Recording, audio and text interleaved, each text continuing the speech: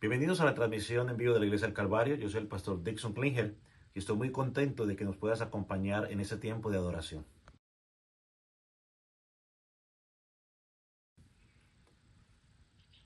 No sé cuál sea la situación que estés pasando en este momento, pero déjame decirte algo. Dios está en control. El Salmo 46, versículo 1 dice, Dios es nuestro amparo y fortaleza, nuestro pronto auxilio en la tribulación.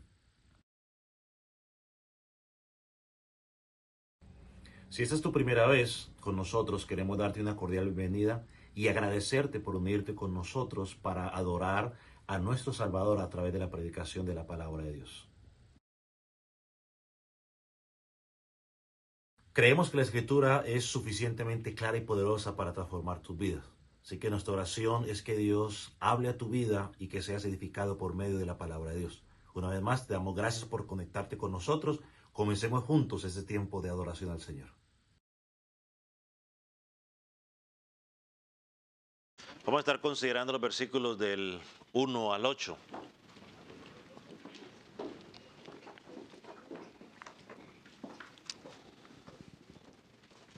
Pueden llegar con un amén cuando haya localizado.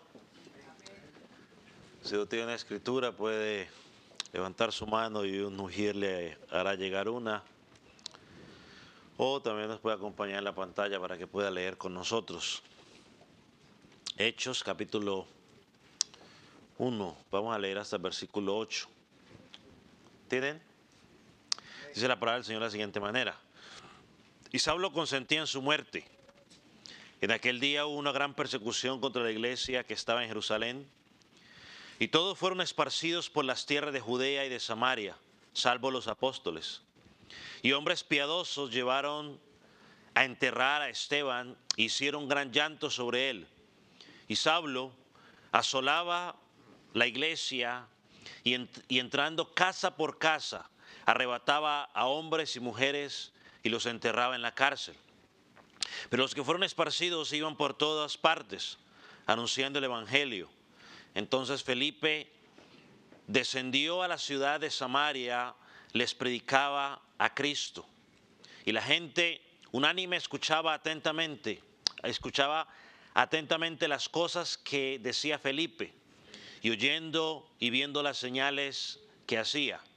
Porque muchos que tenían espíritus inmundos, salían estos dando grandes voces, y muchos paralíticos y cojos eran sanos. Así que había gran gozo en aquella ciudad. Acompáñame en oración. Padre, venimos delante de ti y te pedimos que nos enseñes a través de tu palabra. Señor, no queremos escuchar únicamente la voz de un hombre, queremos oír por medio de tu palabra, tu voz. Señor, como predicador, ayúdame a exponer fielmente lo que el texto dice para que tu Espíritu Santo sea nuestro maestro durante este tiempo, sea el que convenza los corazones. Permite que nuestros corazones, nuestros oídos estén atentos a tu palabra, y aquel que no te conoce hoy pueda encontrar salvación en ti. En el nombre de Jesús, amén. Puede tomar asiento. Al llegar al capítulo 8 del libro de Hechos, entramos en una sección que podríamos decir que es clave en el desarrollo de este libro. ¿Por qué? Preguntará usted. Porque hasta apagar el fuego golpeándolo, lo único que hace es que las brasas vuelen y puedan encender en otro lugar. Bueno, eso fue lo que está pasando en este pasaje. La muerte de Esteban en el capítulo 8 marcó el inicio de la expansión del evangelio más allá de Jerusalén, para que luego llegara a Samaria, Judea, las costas de Filistea, Antioquía, Chipre, Asia Menor, finalmente a Europa y después hasta donde estamos nosotros, Dothan, Alabama. Si no hubiera sido por eso, el evangelio no hubiera llegado. Y aquí es bueno recordar lo que el Señor Jesucristo dijo en Hechos capítulo 1, versículo 8, que es importante. Usted recordará que el Señor Jesucristo dijo, pero recibiréis poder cuando haya venido sobre vosotros el Espíritu Santo. Y luego, ¿qué dice? ¿Me seréis qué? testigos, ¿en dónde? En toda Jerusalén, en Judea, en Samaria y hasta lo último de la tierra. Dotan. No es que seamos lo último de la tierra, sino que pues también incluye pues Dotan, ¿no?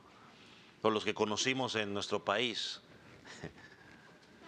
Creo que este versículo nos resume en cierto sentido el libro de Hechos, ¿no?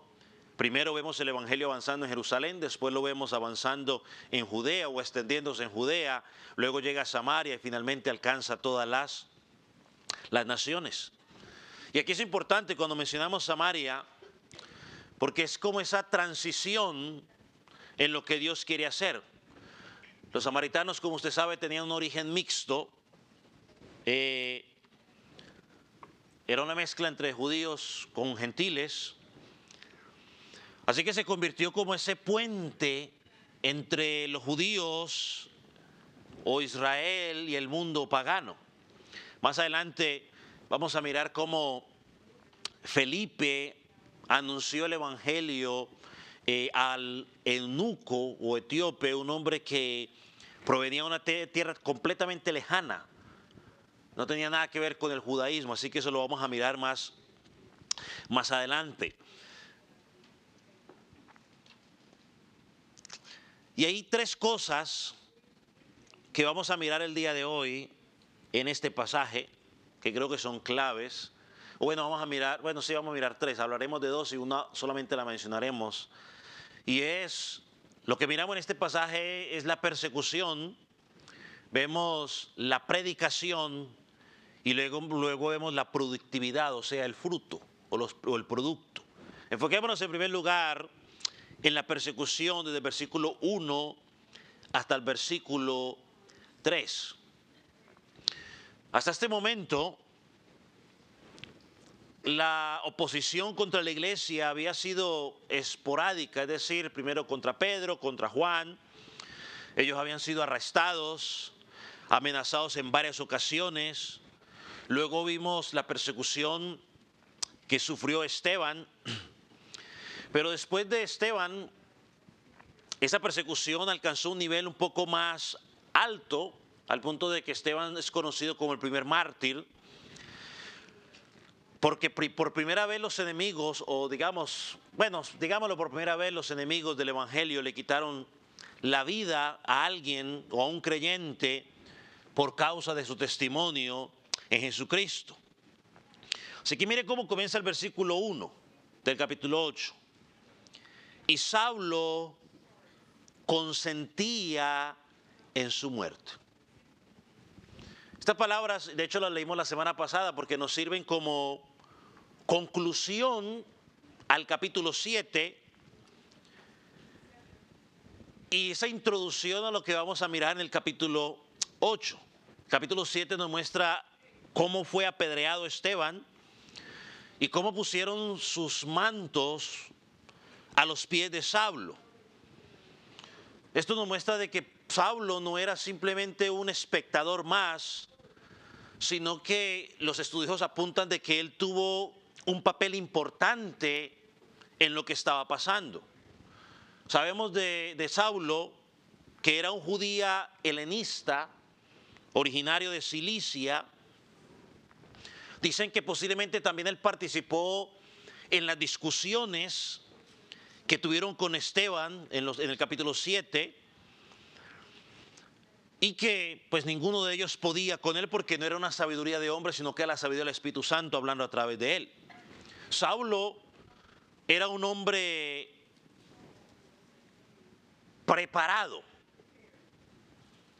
Él era un fariseo y estaba profundamente comprometido con las tradiciones judías, defendía sus convicciones con un celo extraordinario. Y escuché esto, él estaba convencido de que perseguir a los cristianos era un servicio a Dios. Estaba convencido. Por eso luego la conversión de Saulo es tan asombrosa dentro del evangelio. Cuando Jesucristo lo salvó, no eliminó su pasión ni su determinación. Dios lo que hizo fue transformar su corazón, es decir, lo pasó de muerte a vida. Pero como usted sabe, Pablo siguió con la misma pasión, con la misma determinación, pero esta vez proclamando ¿qué? El verdadero evangelio. Me imagino yo a Saulo mientras miraba la muerte de Esteban, seguramente diciendo, wow, estamos ganando, estamos logrando nuestro objetivo, salvar la verdad. Lo que no sabía es que años después él iba a estar sufriendo las mismas cosas por las cuales estaba haciendo ahora. Es más, si usted va a Hechos capítulo 9, adelantándonos un poquitico, el Señor por medio de Ananías le dijo lo siguiente a Saulo, capítulo 9, versículo 16. Dice, porque le mostraré cuánto le es necesario padecer por mi nombre. Y así ocurrió. A lo largo del ministerio del apóstol Pablo, él experimentó pruebas similares a las que experimentó Esteban. Esteban fue acusado falsamente, Pablo también.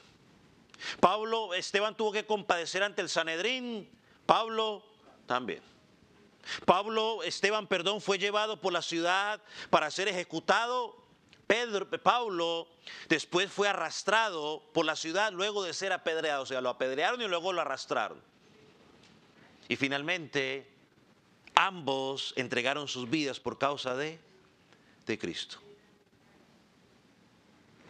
Un hombre que aprobó la muerte de un siervo de Dios, terminó siguiendo el mismo camino que él estaba persiguiendo. Ese es el poder transformador del evangelio. Y si Dios pudo transformar a Saulo, un asesino, a sangre fría, también puede transformar a usted y a mí para su obra. Hay un detalle interesante que sigue diciendo, o en el versículo volviendo dice, y Pablo consentía en su muerte, Saulo consentía en su muerte. La palabra que se traduce aquí como muerte, según los estudiosos, transmite la idea de una destrucción violenta.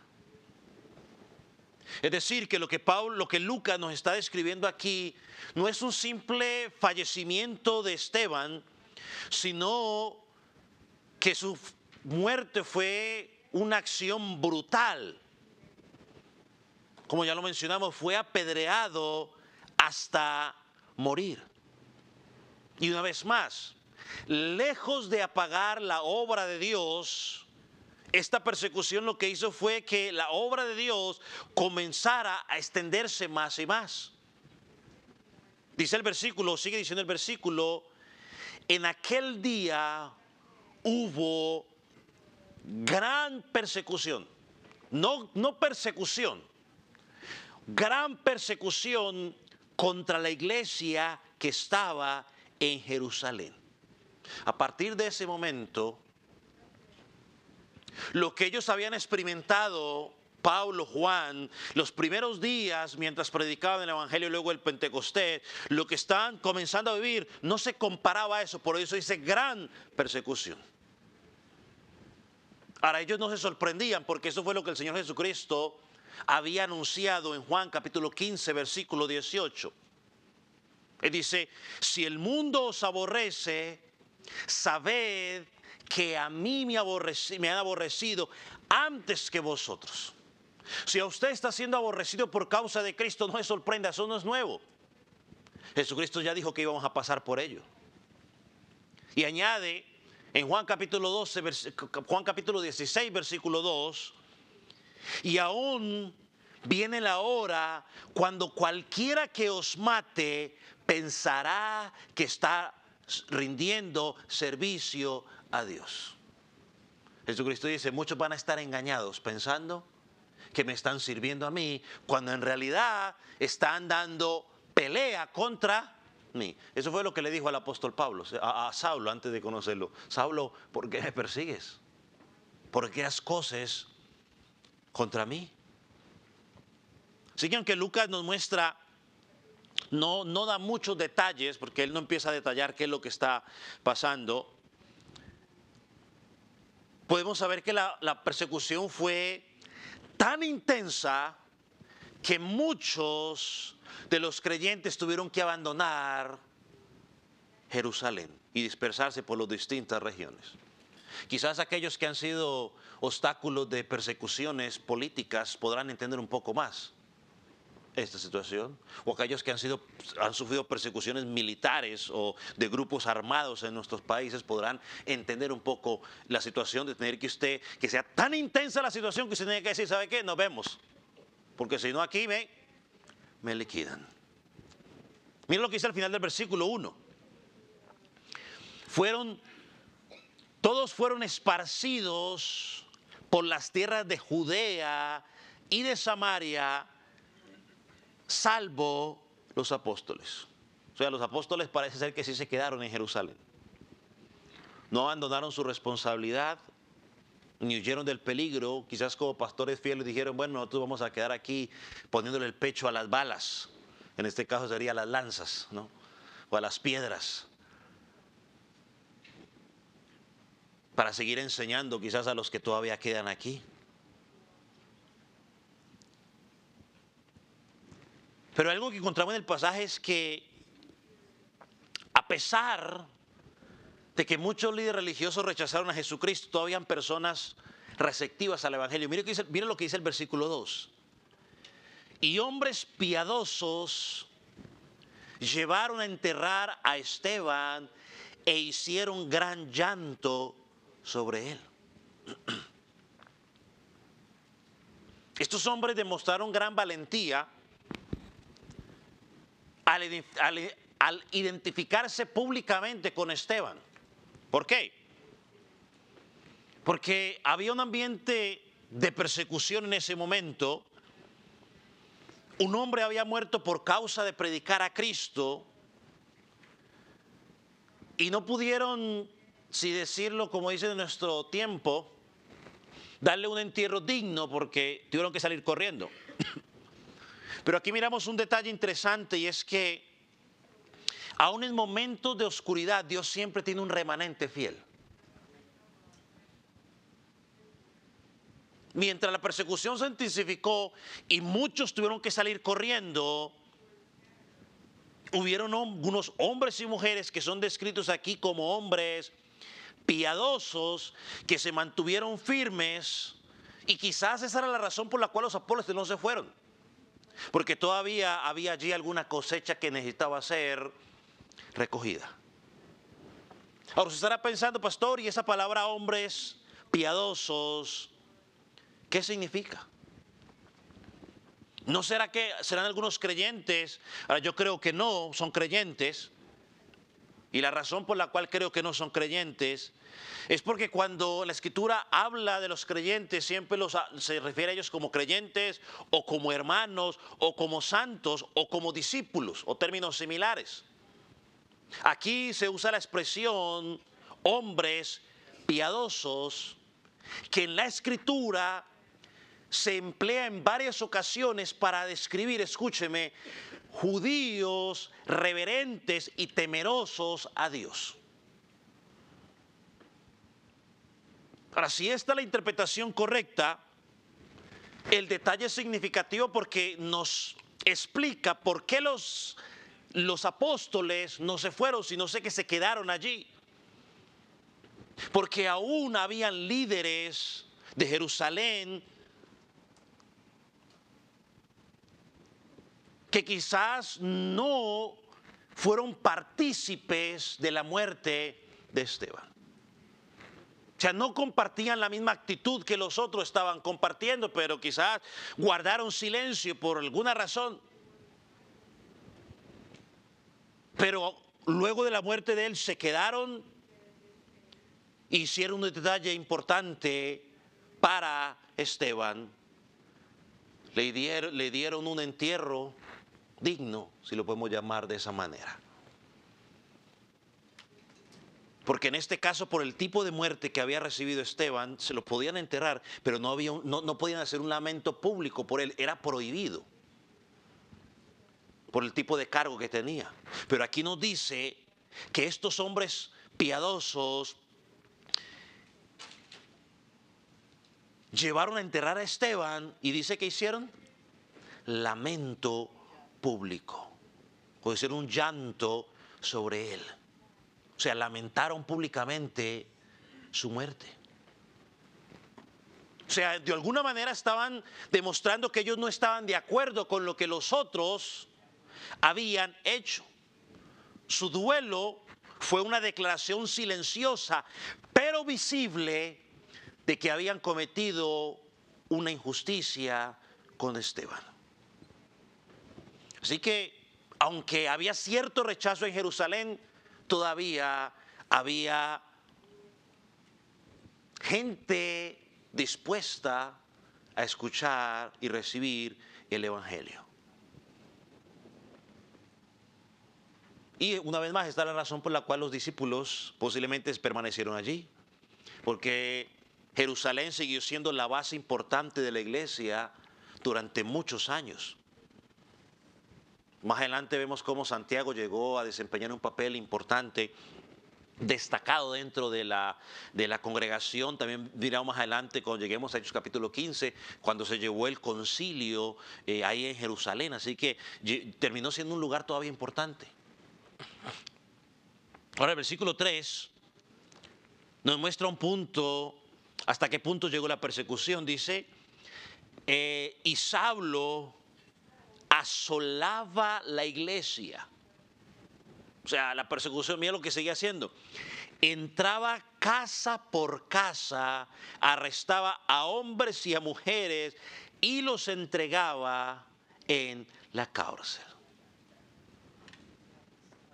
Se convirtió en el principal instrumento de persecución. Por ahí escucho a algunos que dicen que la palabra que dice aquí asolaba es, o que dices que los arrastraba, no, dice aquí y los arrastraba. Los arrastraba. Y luego a él lo arrastraron, pero bueno. Todo aquel que se identificaba como cristiano, fuera hombre, fuera mujer, era encarcelarlo. Su objetivo era completamente destruir la iglesia porque estaba convencido que era la verdad. Ahora, cuando usted escucha luego hablar al apóstol Pablo, ya al apóstol Pablo, él mismo reconoce la intensidad de su persecución. Vaya a Hechos capítulo 26, versículo 10. 26, 10. ¿Lo tiene?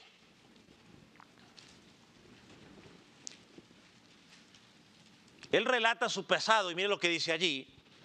Dice, encerré en las cárceles a muchos, y miren la palabra que usa, de los santos, habiendo recibido poderes de los principales sacerdotes.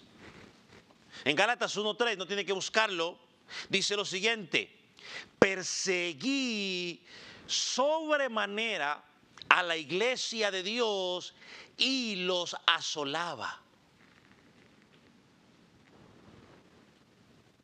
Y lo triste es que Saulo actuaba de esa manera pensando que estaba haciendo el bien. Él dice, lo que estoy haciendo no es malo. Estoy sirviendo al Dios vivo y verdadero. Su celo religioso era sincero, pero era equivocado. Hoy hay muchas personas que tienen un celo religioso que realmente es sincero, no podemos decir que no, es sincero. Son apasionados por ello, pero es un celo equivocado porque están siguiendo lo equivocado. Así que la sinceridad por sí sola no garantiza que una persona esté en la verdad. Una vez más, la sola sinceridad no garantiza que una persona esté en la verdad.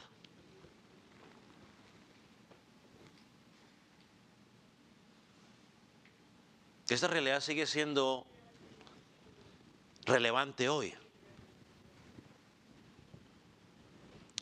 Porque la pregunta no es cuán sinceramente creemos algo, sino es, ¿será que lo que yo creo es verdadero?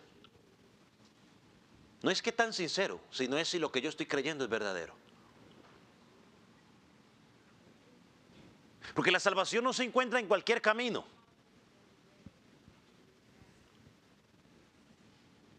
La salvación se encuentra en Cristo. Juan 14:6, ¿qué dice? Yo soy ¿qué? El camino, yo soy la verdad, yo soy la vida. Y añade, nadie, absolutamente nadie va a llegar al Padre si no es por mí, es decir, Cristo. Por eso el problema de Saulo no era la falta de religión, sino la falta de Cristo. Lo que hoy tienen muchas personas, no es que no les falte religión, les falta es Cristo. No es que no les falte conocimiento, les falta es Cristo. Y si les falta Cristo, les falta todo. Ahora, la palabra que Pablo utiliza aquí, o Lucas, perdón, utiliza aquí, cuando dice que Pablo asolaba a la iglesia, según los estudiosos dice que es, la idea que nos presenta es una destrucción violenta y despiadada. Y es la misma palabra que se usa cuando una bestia salvaje despedaza a su presa, desbaratando todo lo que se encuentre a su paso. Esa era la ferocidad con que Pablo perseguía a los creyentes.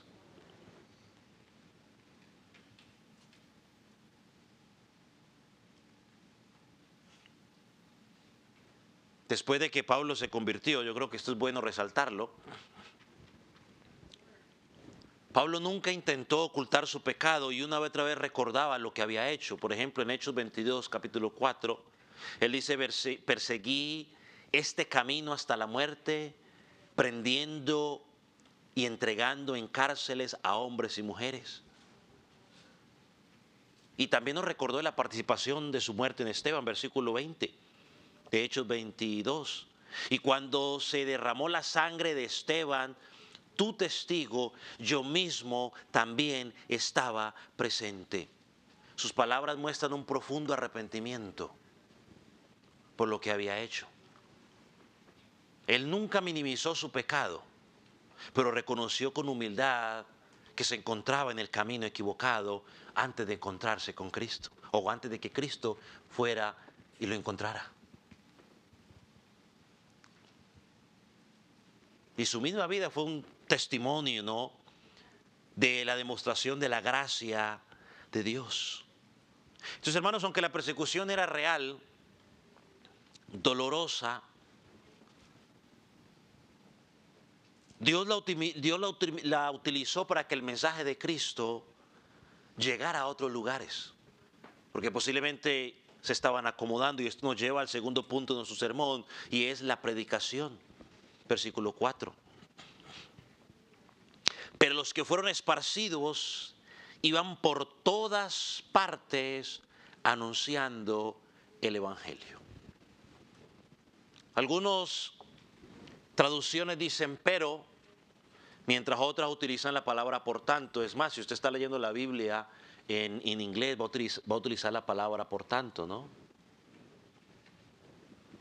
Therefore, ¿no? Ambas expresiones nos ayudan a comprender la idea del texto.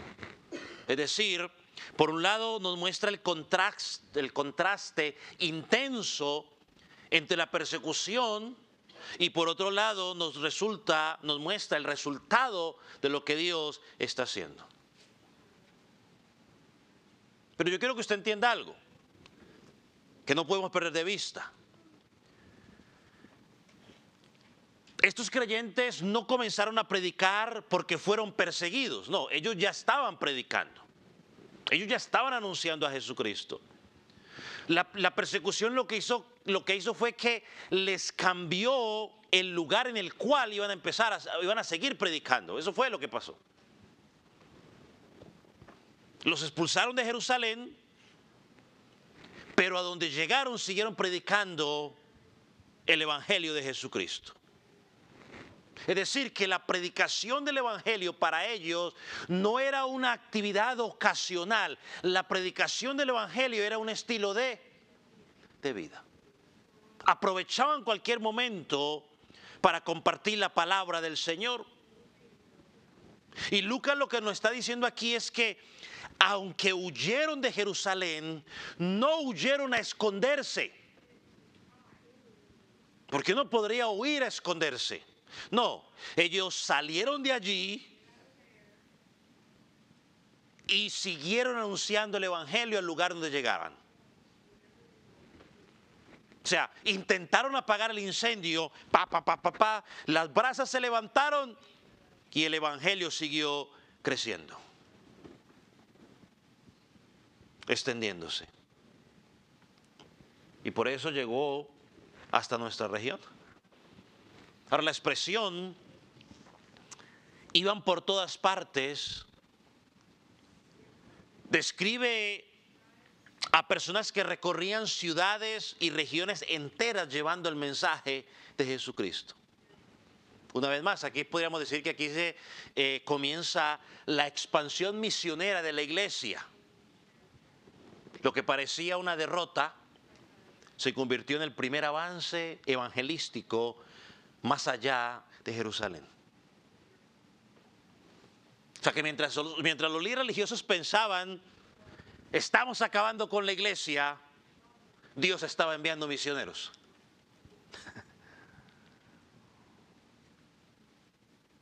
Aquí encontramos una enseñanza interesante, mis amados. Predicar el evangelio o la evangelización no es una tarea reservada para unos pocos,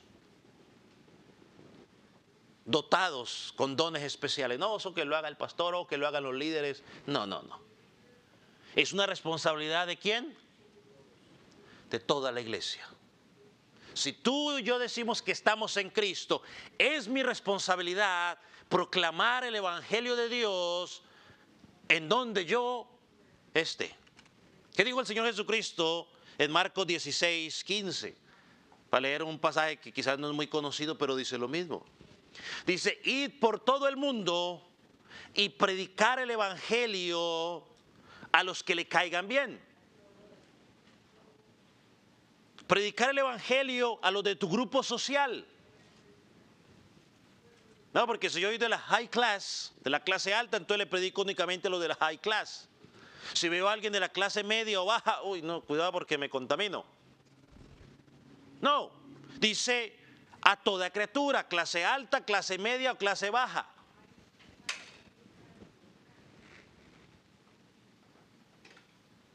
Hechos 1:8, que ya lo leímos, también dice, y me seréis testigos. Hermanos queridos, ser testigo de Cristo no es una opción. Es un mandato que tenemos. No es oprima uno si quiere ser testigo, oprima dos si no quiere ser testigo de Cristo. No, es un mandato para cada uno de nosotros. Tú y yo somos llamados a ser testigos de Cristo, es decir, testificar a otros o contarle a otros lo que hemos visto que Cristo dijo en su palabra y lo que Él ha hecho en nuestras vidas. Que ha hecho en nuestras vidas, nos pasó de muerte a vida. Y nos dio un propósito por el cual vivir. Somos responsables de ello. No necesito ir a un seminario ni necesitar conocimientos profundos. Lo que necesito es simplemente conocer el evangelio. Pastor, ¿y qué es el evangelio? Se lo resumo fácil para que usted lo pueda saber y lo pueda compartir y no se enrede. ¿Qué es el evangelio? Usted tiene que hablar de la santidad de Dios. Tenemos un Dios santo que no tiene nada que ver con el pecado. Segundo, tú y yo somos pecadores y hemos pecado contra Dios. Tercero, en su amor, Él envió a Jesucristo para que muriera en la cruz del Calvario por pecados, resucitó, ascendió al cielo y regresará por segunda vez. Y por último, tenemos que tomar una decisión. Tenemos que arrepentirnos y tenemos que creer a Jesucristo. Creer lo que Él dijo en su palabra. Resumido el Evangelio. Eso es lo que tiene que compartir con los que no conocen a Jesucristo. Entonces aquí vemos que no fueron únicamente los apóstoles los que anunciaron, los que predicaron. Vimos creyentes comunes y corrientes, hombres y mujeres que fueron dispersados por causa de Jesucristo, pero que se llevaron consigo el mensaje de salvación a donde ellos iban. Hermanos, nosotros debemos vivir de tal manera como cristianos que hablar de Cristo sea una parte natural de nuestras vidas. Que donde quiera que Dios nos coloque podamos dar testimonio de Jesucristo. Sí hay momentos que podemos compartir con la gente, quizás hoy está de moda la Copa Mundial y podemos hablar de la Copa Mundial o podemos hablar de política, podemos hablar de economía y de las cuestiones de la situación, de la crisis, pero dentro de esa situación tiene que haber un momento donde nosotros tenemos que aprovechar a Jesucristo, aprovechar para de forma natural presentar el mensaje de Jesucristo. Es nuestra responsabilidad, es nuestra labor. Ay, pastor, pero nadie cree. ¿Dónde dice en la palabra que tú y yo somos los que convencemos a la gente? Pregunto yo en mi ignorancia. ¿Dónde dice? ¿Alguien sabe? En ningún lado. ¿Y por qué no dice en ningún lado que somos tú y yo los que los convertemos o los convencemos? Porque esa labor no es ni suya ni mía. Mi labor es hablar. El que convence es ¿quién? El Espíritu Santo. Yo solo hablo. Y Él convence. Entonces este pasaje nos deja enseñanzas claras como iglesia. Primero, la persecución terminó promoviendo aquello que pretendían destruir. La persecución terminó promoviendo aquello que querían destruir. Segundo, Dios utilizó las dificultades para abrir nuevas oportunidades de servicio. Hermano, a veces que las crisis económicas, las crisis políticas, aún la crisis migratoria, hermano, se puede convertir en una oportunidad, hermano, para que se predique el Evangelio. Ahora, no le vaya a decir a la gente, crea en Cristo para que no lo deporten. No le vaya a mentir. No vaya a ir a decir eso. Pero lo que sí le podemos decir, mira, en medio de la situación que tú estás pasando, yo puedo compartir de Jesucristo porque en Él, aunque estoy en la situación, tengo paz y tranquilidad. Son dos cosas diferentes. Él me da paz y tranquilidad. Él me ha enseñado quizás a través de esto a confiar más en Él, a depender más en Él, o lo que sea. No sé yo qué le ha enseñado Dios a usted a través de esto. Una oportunidad para predicar el Evangelio. Tercero, que encontramos aquí es la responsabilidad de anunciar el Evangelio. Le pertenece a toda la iglesia. Esa responsabilidad le pertenece a toda la iglesia, no es a que predique el pastor, a que predique el hermano que predique esto y lo otro. Es que yo no sé qué decir, ya le dije que podía decir. El Evangelio resumido facilito. Y por cuarto, la proclamación del Evangelio debe ocupar un lugar central en nuestra vida. Hermanos, sí, yo no estoy diciendo ahora de que no hable de otras cosas, no, las podemos hablar, pero debe aprovechar usted el momento para predicar a Cristo. Yo me acuerdo cuando estaba en mi casa hace muchos años en Colombia, estábamos los muchachos ahí y llegó un muchachito, o dos muchachitos llegaron, más o menos de la edad de nosotros, dijeron, oh, qué bonito está el día. Y dijimos, oh, sí, muy bonito. Esto y lo otro, para qué. Y cuando nos dimos cuenta, ¡plum!, nos metieron el mensaje que ellos predicaban. Los que llegan los sábados, usted los conoce. Pero como por la gracia de Dios pudimos contestar bíblicamente lo que no estaban diciendo, pudimos debatir los argumentos que ellos estaban presentando. Me dijeron que iban a regresar con el hermano no sé quién, Lo esperamos unas cuantas semanas y no volvieron. Gloria a Dios, mejor.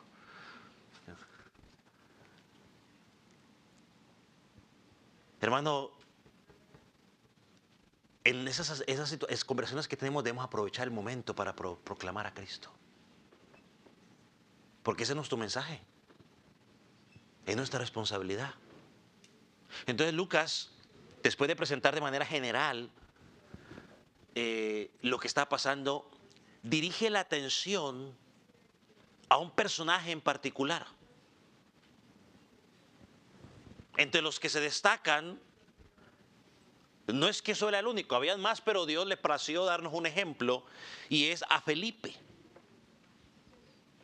Versículo 5 dice, entonces Felipe. Así que a partir de ese momento, Dios va a utilizar el testimonio de Felipe, de cómo este hombre fiel llevó el evangelio a Samaria, y vamos a ver el fruto que se produjo allí.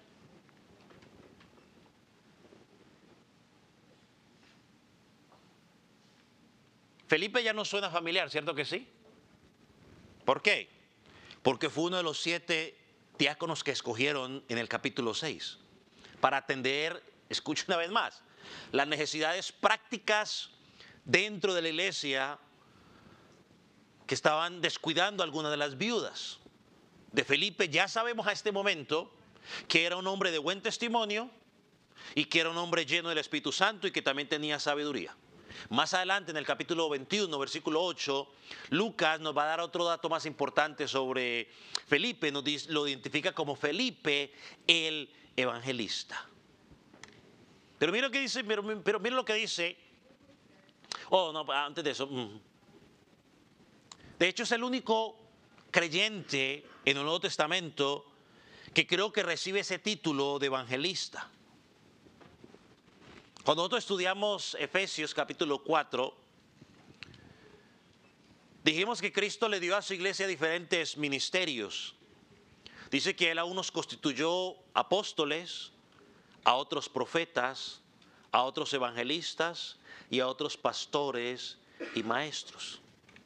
También estudiamos en su momento que tanto los apóstoles como los profetas tuvieron una función particular en ese momento, que fue poner el fundamento en el cual se estableció la iglesia. Cristo es la roca y ellos pusieron el fundamento, y eso lo miramos en Efesios capítulo 2, versículo 20, donde él dice, edificaos sobre el fundamento de los apóstoles y profetas.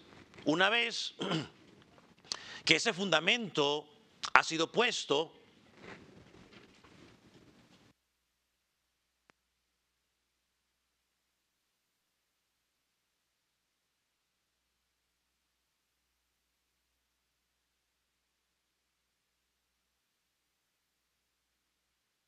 el ministerio entonces continúa.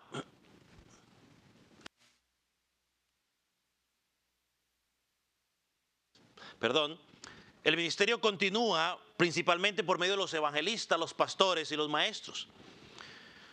Los evangelistas anuncian el evangelio, ayudan a establecer nuevas congregaciones. Los pastores edifican, fortalecen a los creyentes. Los pastores y maestros edifican, fortalecen a los creyentes mediante la enseñanza de la palabra de Dios. Así que Felipe aparece en ese momento de transición y hace algo interesante. Porque miren, el versículo 5 dice, entonces Felipe descendió a la ciudad de Samaria y les anunciaba a Cristo. Si usted conoce un poco, usted me dirá, pastor, pero ¿cómo va a decir que descendió si Samaria se encuentra al norte de Jerusalén? Sí, el texto dice que descendió porque según los estudiosos, Jerusalén estaba situado en un lugar, una región elevada, y tenían que bajar, ¿no? Tenían que descender para ir a cualquier otro lugar. Por eso usa la palabra descendió. Pero la verdad, la sorpresa no es que haya descendido, la sorpresa tampoco es el viaje. La sorpresa es, ¿cuál? O lo que llama la atención es, ¿a dónde fue? ¿A dónde fue? A Samaria. Ahora, y usted sabe que los judíos y los samaritanos tenían una profunda enemistad entre ellos desde hace muchos siglos atrás. Existía una barrera cultural, histórica, religiosa entre ambos pueblos. Usted recuerda cuando la mujer samaritana está hablando con el Señor Jesucristo, ella en Juan capítulo 4, versículo 9 le dice, ¿cómo tú siendo judío me pides a mí de beber que soy mujer samaritana? Pero Felipe va precisamente allí. Es más, Jesús dice, me es necesario pasar por Samaria. Ahora encontramos aquí a Felipe que a pesar de los prejuicios culturales, la barrera étnica que había entre ellos, se acerca a donde estos hombres con un mensaje claro.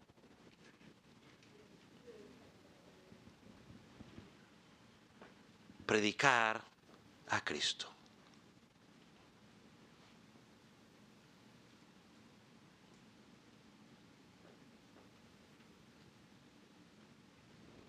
Pero antes de poder quizás ir hasta otros lugares, tenía que pasar por allí, ¿no? Aquí nos demuestra algo. O pensando en Felipe, ¿no? Primero estuvo sirviendo a las mesas, ayudando en la organización, y ahora lo encontramos aquí predicando el Evangelio como misionero. Hermano, el que es fiel en lo poco, Dios lo pondrá sobre mucho. Y antes de poder, a veces uno quiere servir en áreas donde quizás son más vistas, ¿no? Pero muchas veces antes de poder servir en esas áreas donde uno es más visto, es necesario servir en otras áreas donde quizás uno no es tan visto, pero que también son necesarios. El que es fiel en lo poco, también será fiel en lo mucho y Dios lo exaltará.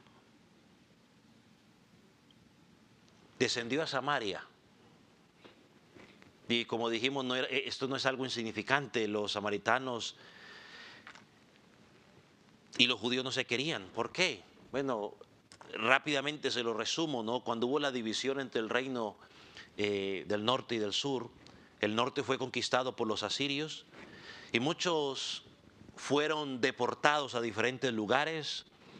Allí se establecieron en esa región y con el tiempo los israelitas, pues ¿qué pasó que hicieron? Se mezclaron.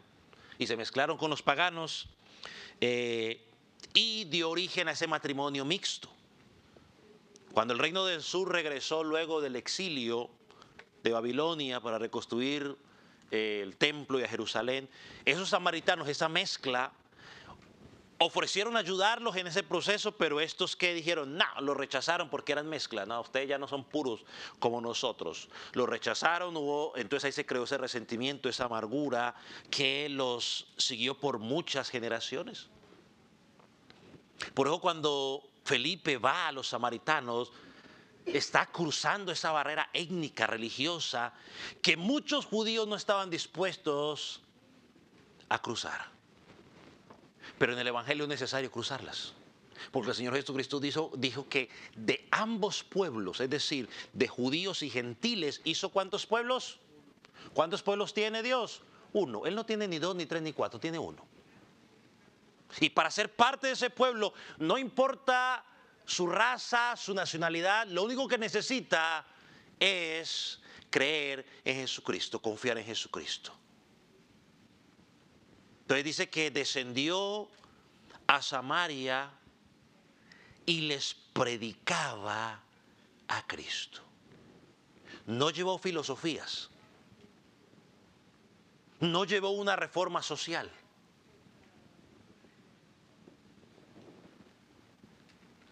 Les predicó a Cristo. ¿Por qué a Cristo? Porque la necesidad más profunda de todo ser humano, incluyendo al judío, al samaritano o al gentil, es conocer al Salvador Jesucristo. Esa es la necesidad más profunda. No es tu enfermedad. No quiero minimizar si estás pasando por alguna enfermedad crónica o algo así. No quiero minimizarlo. pero no es tu enfermedad. No es la situación económica, social o política. No es nuestra mayor crisis. Nuestro mayor problema es el pecado y que de ese problema no podemos salir sin la intervención de Jesucristo. Por eso Él predica a Jesucristo. Por eso en esta congregación siempre decimos, cuando usted predique, predique a Cristo. Cuando usted hable con alguien, hable de Cristo. Si usted quiere usar su vida como introducción, úsela como introducción. Pero la predicación tiene que estar centrada en Cristo. Te noto desesperado. Yo un día estaba también así desesperado. Pero encontré aquel que me ayudó. Y ahí está la puerta para que usted hable de Cristo. No empiece a contar sus historias de desesperación. No, solamente diga, yo un día también estaba desesperado. Pero encontré a quién, a Jesucristo. Felipe no estaba simplemente conversando de manera formal. Estaba presentando el único mensaje que transforma, y es a Cristo. Le está hablando del Mesías prometido, porque ellos también esperaban el Mesías. Recuerde la conversación de Jesús con la mujer samaritana. Ellos también estaban esperando, ¿no? Ella le dijo en 4:25, oh Jesús, sé que ha de venir el Mesías llamado el Cristo. O sea, ellos también lo estaban esperando. Y note algo, los samaritanos no tenían la revelación completa que tenían los judíos, no la tenían, pero sí conocían lo suficiente para saber de que había un Salvador que había de venir. Entonces, Felipe va y presenta ese mensaje. Hermano, esto nos lleva a una verdad importante que quiero que usted y yo siempre la tengamos clara. No todas las personas parten del mismo punto. Algunos pueden poseer cierto conocimiento de la Escritura, una comprensión básica del Evangelio, pero otras personas muchas veces necesitan entender realmente quién es Dios primero. Necesitan entender qué es el pecado. Necesitan entender por qué el ser humano necesita salvación. Y necesitan entender quién realmente es Cristo. No tenemos otro mensaje más que Jesucristo. No le decimos a las personas, ven a Cristo y tu vida se van a acabar tus problemas. No, ven a Cristo porque eres un pecador y porque la ira de Dios está sobre tu vida. Eso es lo que enseña la Escritura. Ven a Cristo porque en Cristo hay esperanza de vida después de la muerte. Porque nos guste o no nos guste, lo entendamos o no lo entendamos, todos, absolutamente todos los que estamos aquí en esta tierra, vamos a padecer cosas. Seas cristiano o no seas cristiano. Todos vamos a pasar, nos vamos a enfermar, vamos a tener conflictos matrimoniales, vamos a tener conflictos con los hijos, vamos a tener problemas en las casas, vamos a tener problemas económicos. Todos de una u otra manera lo vamos a experimentar. Pero cuando tenemos a Cristo tenemos esperanza, tenemos tranquilidad.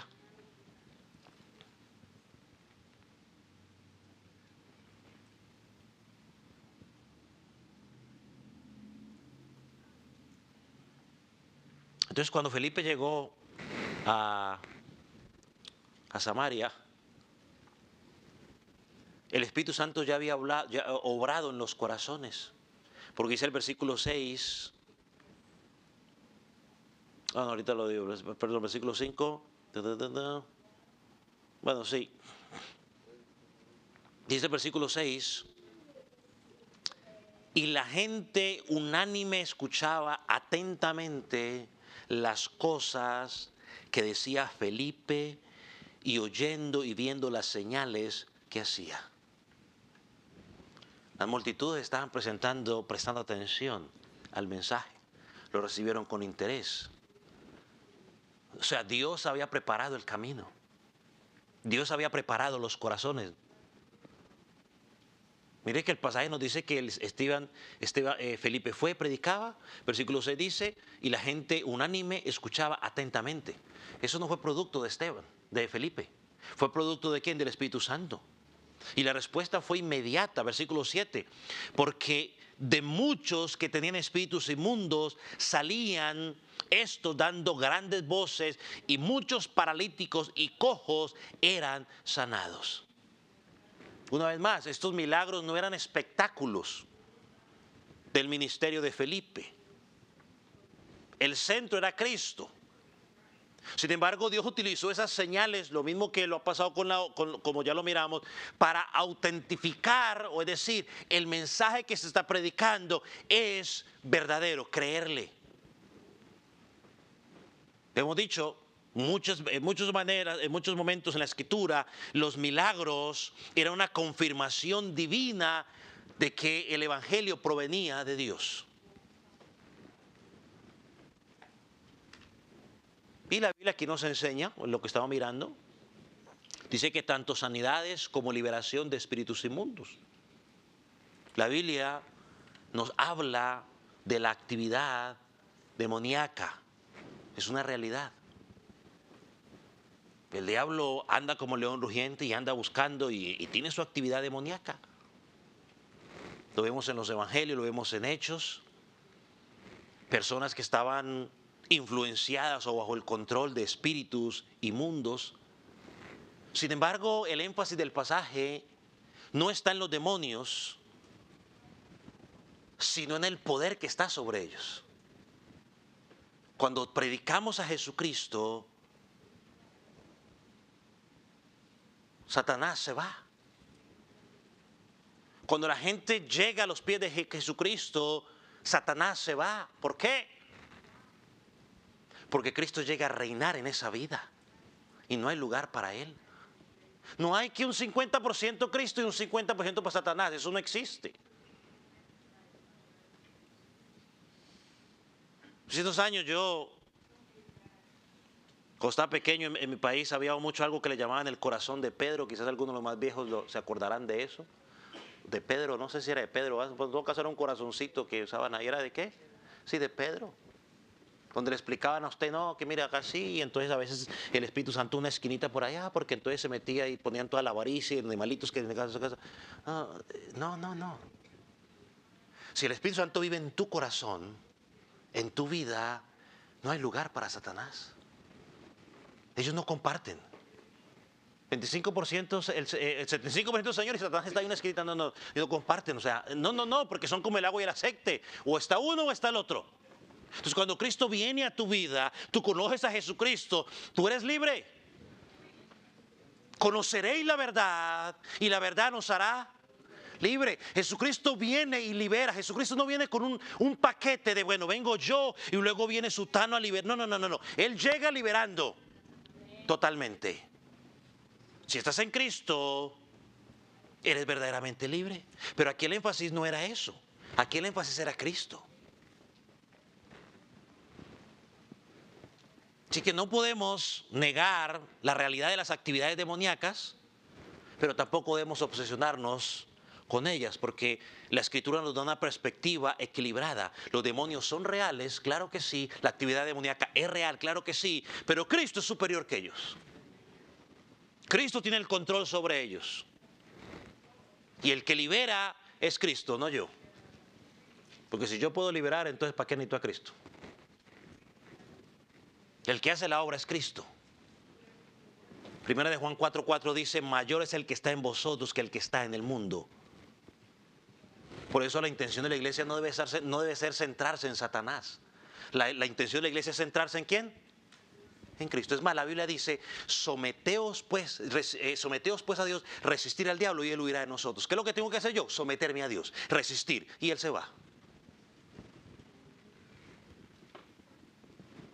Menos eso dice las palabras.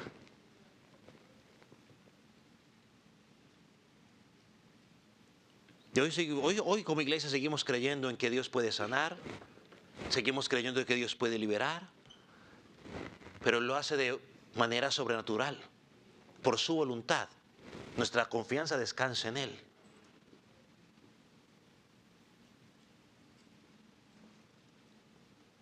Ahora, lo que Lucas quiere resaltar luego aquí, con estas palabras,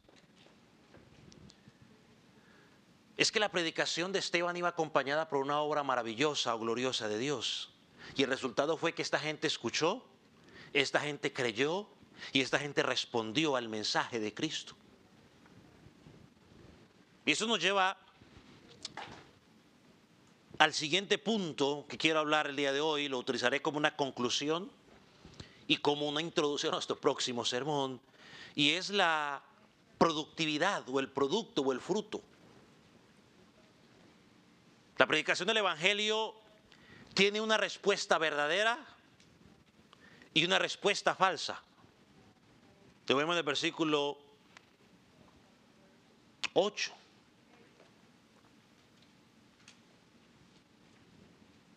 Cómo Dios transformó hemos visto hasta ahora cómo Dios transformó la persecución en una oportunidad para la expansión del Evangelio. Lo que parecía una derrota terminó convirtiéndose en una gran victoria. Los creyentes fueron esparcidos por donde quiera. Felipe llegó a Samaria y comenzó a predicar al Mesías prometido. Y dice el versículo 8, había gran gozo en aquella ciudad. Entiendo yo que era en Samaria. Este es el fruto del Espíritu, del Evangelio. Cuando hay una fe verdadera. Cuando Cristo salva, hay gozo. Donde Cristo reina, hay transformación. Donde el Evangelio es creído, las vidas son cambiadas. Sin embargo, Lucas no termina el relato allí, porque de la celebración o de la victoria nos va a dar una nota de advertencia. La quiero leer hoy. Dice, pero había un hombre llamado Simón. Ese pero nos recuerda una realidad que aparece una y otra vez en las Escrituras. No todos los que responden al Evangelio lo hacen de la misma manera. Junto a la fe verdadera puede aparecer una fe aparente. Junto al creyente genuino puede encontrarse solamente una procesión o confesión externa. Si Dios nos permite, la próxima semana veremos a este hombre llamado Simón. Me encanta este personaje, porque vamos a encontrar lecciones necesarias en la vida de él que nos muestran que es posible estar cerca de las cosas de Dios y aún así tener un corazón que no ha sido transformado por la gracia de Dios. Mire, cuando se predica el Evangelio siempre hay dos respuestas, solamente hay dos respuestas. La respuesta de los fieles y la respuesta de los falsos. Siempre hay dos respuestas, el trigo y la cizaña. Siempre hay dos respuestas, la semilla que brota y da fruto a su tiempo y la semilla que se ahoga, que muere. Solo hay dos respuestas, no hay más. Pero mientras llegamos a ese mensaje, le hago esta pregunta, por la cual quiero dejarlo en esta mañana.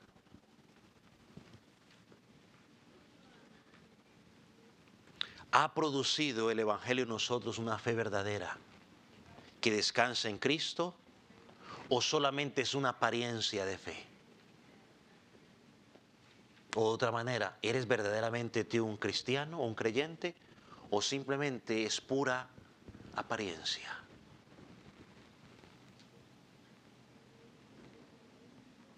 Es bueno saber la diferencia, porque la diferencia entre eso es nada más y nada menos que la vida eterna.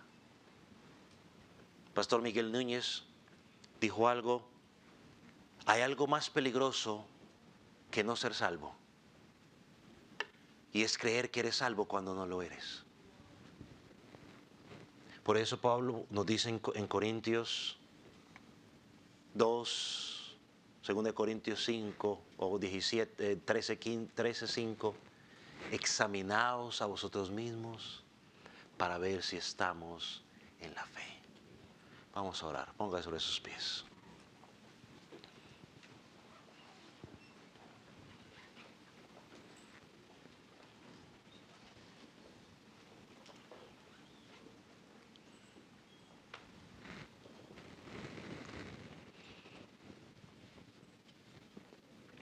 Padre, te damos gracias por esta palabra. Desde ahora ponemos nuestra vida en tus manos para que prepare nuestro corazón para escuchar. lo que hablaremos sobre Simón. Pero hoy te queremos dar gracias, Señor, porque nos permites conocerte, porque nos permites examinar nuestras vidas. Y permite que a la luz de este pasaje pueda despertar en nosotros un deseo profundo por compartir tu palabra. Señor, que podamos aprovechar cada momento, Señor, para compartir con otros el Evangelio, para compartir con otros de ese Dios santo, del pecado que hemos hecho contra ese Dios santo, del amor de ese Dios que envió a su Hijo, ese Hijo que vivió una vida perfecta y murió, resucitó y ascendió, que regresará por segunda vez. Señor, y que frente a esa realidad tiene que haber una respuesta. Y tu palabra enseña que la respuesta debe ser arrepentir y creer. Señor, permite que podamos abrir nuestros labios en cada conversación que tengamos, aprovechar ese momento para compartir el Evangelio. Padre, y oramos para que nadie en esta mañana se marche de este lugar sin haber conocido de ti. Señor, aquellos que hoy están sin Cristo, aquel niño, aquel joven, aquel adulto, aquel que todavía no ha confesado su fe en ti, yo oro para que sea tu Espíritu Santo el que obre en él. Y hoy puede encontrar fe y salvación en ti. Tú que estás sin Cristo te estarás preguntando, pastor, ¿yo qué puedo hacer para ser salvo? La Escritura te dice claramente, cree en el Señor Jesucristo y serás salvo.